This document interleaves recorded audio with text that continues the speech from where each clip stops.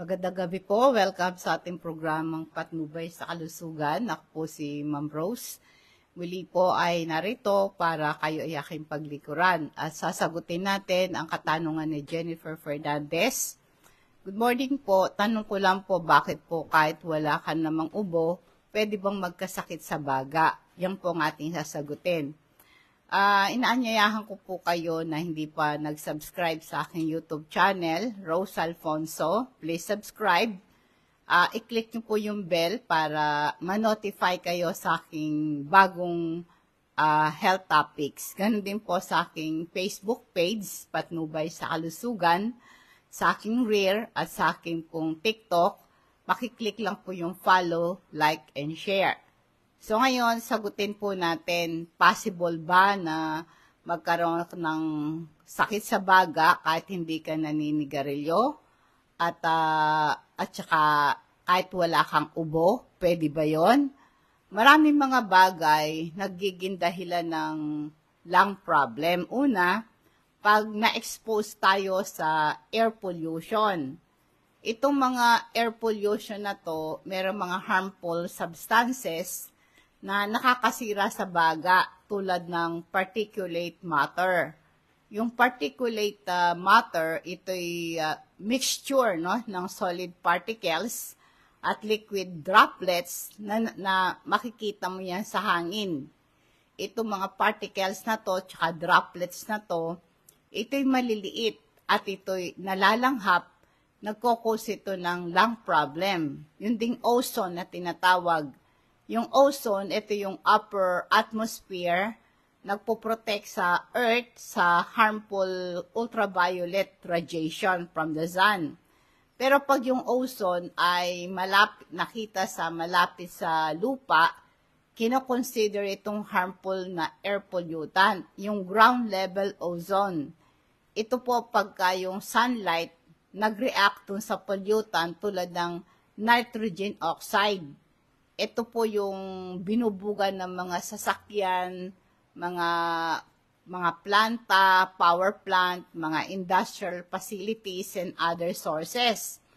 Itong nitrogen dioxide, ito yung exposure sa air pollution, nagko-contribute sa lung problem. Yung hangin na nalalanghap mo, pag naghalo yung gases, yung particle and other substances, ito po ay pag excessive amount nito, nakakairita, nakakasira ng baga, nagiging dahilan nito ng respiratory problem. Kaya nga po nabanggit ko sa inyo kanina yung particulate matter, ito yung pinaka-major component ng air pollution, ito'y tiny solid and liquid particles, ito'y suspended sa hangin. Ang particles na to ay ang size nito maaring magaspang, o kaya pino, o kaya ultrafine na tinatawag. Pag nalanghap mo to, itong particulate matter na to, nape-penetrate sa ating baga at nagkukos ito ng pamamaga at pagkasira ng lung tissue. Kaya yung exposure dito sa high level ng particulate matter, nag-i-increase po yung respiratory infection. Nagpapagrabe sa hika at yung COPD. At nagko-contribute din ito sa lung cancer. Yung nitrogen dioxide, ito'y another gaseous pollutant. Ito'y galing sa mga process ng pagsunog ng natural gas, nag-generate ng init or electricity.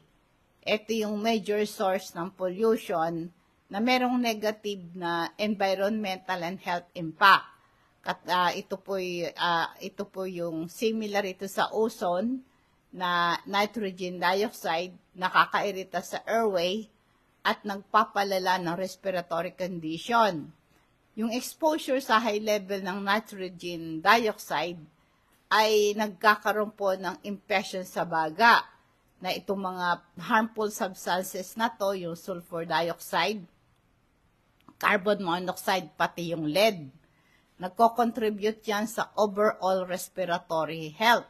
Kaya maganda po, meron tayong panlaban, yung vitamin C at super B complex para sa ganon ay lumakas ang ating immune system para tumaas ang production natin ng white blood cells na lumalaban sa infection. At ito rin po ay tumutulong sa production ng collagen para essential ito para tumibay yung ating balat, ang ating buto, at ang ating mga ugat. Kasi pagka tayo nagkakaedad, bumababa yung collagen na ito yung sign ng aging, yung wrinkles. Kaya itong Super B complex at saka vitamin C, importante ito sa cell function. It keeps us alive, including growth and repair and reproduction, and energy production, at mag-transport ng nutrients at maglabas ng waste product palabas sa ating katawan. At nagagawa din ng vitamin C at Super B complex, merong malaking tulong sa ating memory at sa ating understanding. Malaking tulong po ito nagagawa sa katawan po natin. Kaya mas maganda po na tayo po ay patuloy na yung ating pong yung pag-aralan mabuti yung ating kalusugan. Kaya ito pong Super B complex na to ay malaking may tutulong nito para lumakas yung ating immune system. Kasi ito po ay ang nagagawa po nito ay inumin mo to 30 minutes bago tayo mag-almusal. Ngayon, ito pong mga air pollution na to para maprotektahan ng ating baga sa air pollution, para ma-minimize natin yung mga harmful substances na to. Una, i-monitor mo yung air quality. Halimbawa, mag-provide ka ng tignan mo yung paligid mo, no? Kasi minsan, yung air quality na, kung bibili ka ng bahay, yung bahay mo ba ay daanan ng sasakyan? Ang bahay mo ba ay malapit sa factory? Pag mga planta, syempre maraming binubuga yon. Marami kang i-consider. At saka kailangan po nito, itignan mo rin, marami bang puno sa kapaligiran natin. Nasabi ko sa inyo na ang mga puno, mga halaman, ito po ang nagpapa-neutralize ng pollution sa ating kapaligiran. Kaya kung pipili ka ng titirhan mo, yung maraming halaman, maraming puno, malayo ka sa daanan ng sasakyan, at saka yung kailangan nito ay malayo ka sa mga power plant, no? Tsaka i-reduce mo yung outdoor activities mo sa high pollution days. Kasi po i-consider mo yung pag-exercise sa labas. Maaring ikaw ay nagja-jogging. Marami po ako nakikita nagja-jogging. Nadadaanan ko pag lumalabas ako, nagja-jogging sila. Siyempre, yung mga sasakyan, parot-parito, nagbubuga ng usok, nalalanghap yon. Kaya maganda kung mag-exercise ka doon sa mapunong lugar at walang masyadong nagdadaan ng mga sasakyan. At sa bahay mo, pwede kang gumamit ng air filter para yung air purifier sa bahay mo, tanggalin mo lahat yung mga harmful particles mula sa indoor air. At saka yung mga yung bahay mo, halimbawa yung kortina, magpalit ka, no, kahit na twice a month, no, para yung mga nakolektang dumi at alikabok nun ay hindi mo malanghap. Tsaka yung mga screen ng bahay mo ay lilinisin mo, pati bintana. Alam mo, para ma-reduce yung pollution, no, kailangan po ay katulad po yung sa mga public transportation, 'di ba, yung mga nakasakay ka sa jeep, nalalanghap mo lahat, 'di ba, pati yung mga yung nakasakay sa motorcycle sa likod. Yan, kaya ito pong ganyan, dapat i-consider mo 'yon. Kailangan meron ka tayong advocate, no, policies na initiative ma-promote ng clean air quality sa ating community. Katulad po yung mga sasakyan, di ba? Yung mga nag-aalborotong, meron kayong kapitbahay na nagpapaandar ng sasakyan, nagbubuga sila ng yung tambutso nila, ayan po ay dapat pag-ingatan. Para maprotektahan din syempre ang ating baga at hindi tayo madamage sa air pollution. Meron tayong itong ating yung lecithin. Kung tayo po'y concerned sa ating memory, na maiwasan natin ang pagiging ulyanin or Alzheimer disease para po sa ma-improve ang ating learning, attention, and concentration, maprotektahan ng brain sa damage, mag-take tayo ng lecithin. Malaking tulong po ito sa ating utak. Kung gusto naman natin tumibay yung ating buto, yung calcium, magnesium, pampamaintain ng strong bones, for muscle contraction and relaxation, pang-iwas sa pulikat. Ang calcium magnesium tumutulong sa pag-regulate ng serotonin. Ito neurotransmitter, nagpaparelax ng ating katawan at isip at madali ka ring makatulog dito. At tumutulong din ang calcium magnesium sa production ng melatonin.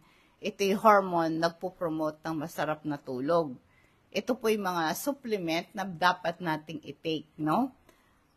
Ang iba pang reason bakit nagkakaroon ng lung problem kahit hindi ka inuubo o hindi ka naninigarilyo, mga tao nagtatrabaho sila sa mining company, construction, or manufacturing.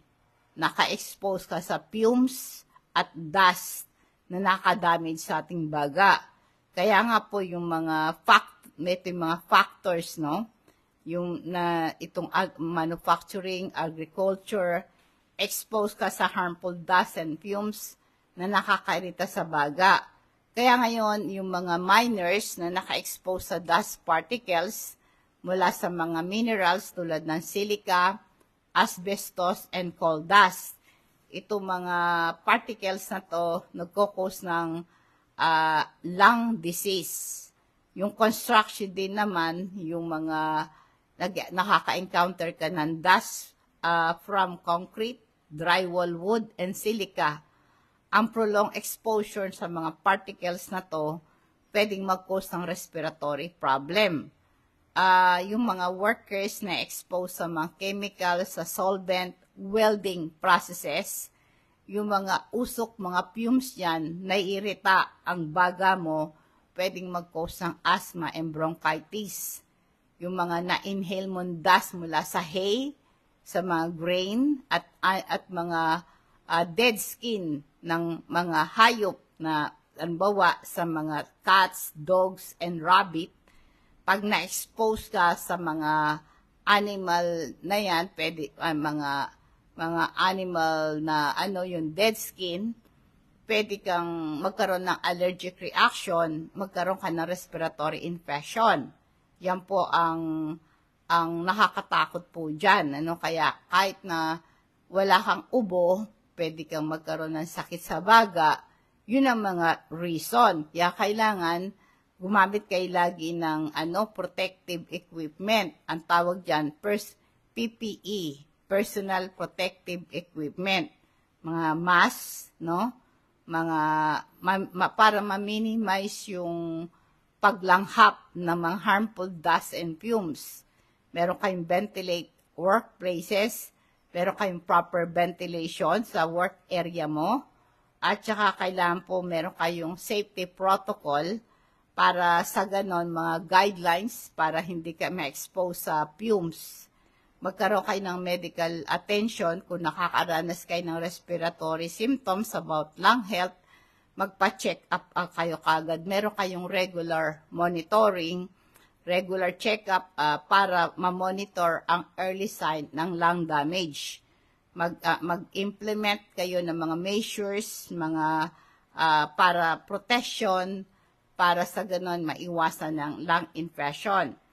Pagka nagkaroon ka ng pneumonia at saka bronchitis, nagkukos ito ng inflammation and damage sa baga. Kaya dapat meron kayong vaccination meron kayong hand hygiene, mag-practice ka ng proper hand prevention pag-spread ng germs. Iwasan ng paninigarilyo, i-maintain yung healthy lifestyle like balanced diet, regular exercise, at 7 to 8 hours na tulog para lumakas ang immune system. Agad kayong magpa-check up sa doktor kung meron kayong sipon at ubo at pagka kayo po ay kumakati ang lalamunan. Kaya dapat meron kayong medical attention para ma-prevent ang damage ng baga. Kaya nga po yung mga iwasan ng paninigarilyo, iwasan ng exposure sa pollution, at regular exercise, importante yan. Mga healthy diet, importante yan. Yan po ang dapat nyong gawin para ma-reduce ang pagde-develop sa lung problem. Yung ating pong omega-3 fatty acid, maganda to sa panlaban sa inflammation. At tumutulong din ito ma-prevent yung pagbabara ng ugat sa puso, iwas sa heart attack at stroke, at naiwasan din ang pamamaga ng kasukasuan. Kung kayo po interesado sa mga health products po natin, pwede po kayong mag-PM sa akin. Chat nyo ako kung ano-anong gusto nyong pa-deliver. Bigay nyo lang pangalan, address, at cellphone number ninyo. At i-deliver po to cash on delivery. Lalo na po kung kayo po ay mekati ang lalamunan, itry nyo po yung ating crystal oil. Yung pong oil natin na yon, pag nalanghap mo, nawawala yung bara ng ilong mo. Pagka nananakit yung katawan mo, ihaplas mo, nawawala yung pain.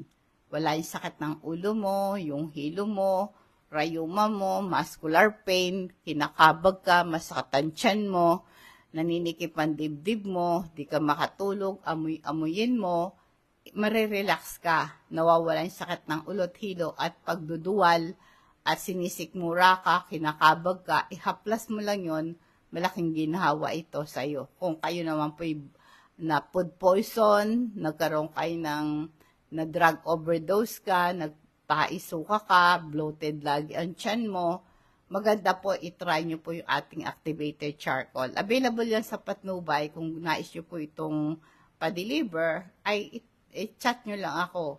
I-deliver sa inyo. Bigyan nyo lang yung pangalan, address, at cellphone number ninyo. Cash on delivery po ito. I-charge sa inyo ang shipping fee. Dadako po tayo sa ating food for thoughts, Romans 12:1. Mga kapatid, nakikiusap ako sa inyo, alang-alang sa maraming pagkakataong kinaawan tayo ng Diyos, bigay ninyo sa Kanyang yung sarili bilang handog na buhay, banal at kalugod-lugod sa Kanya. Ito po ay sabi ni Apostol Pablo, offer your bodies a living sacrifice, holy and pleasing to God. Ito daw po ang proper worship. Ito'y invitation na ang sabi, ang holy and pleasing to God, ito po yung character natin. Is a matter of action. Is a matter of inner transformation. Pagbabago po ng ugali. This is the true and proper worship. Ang sabi ng Apostle Pablo, yung pagbabago ng isip, pagbabago ng ugali. Magandang gabi po. Nawa pong pagpapala patnubay ng Diyos sumatin, and God bless us all.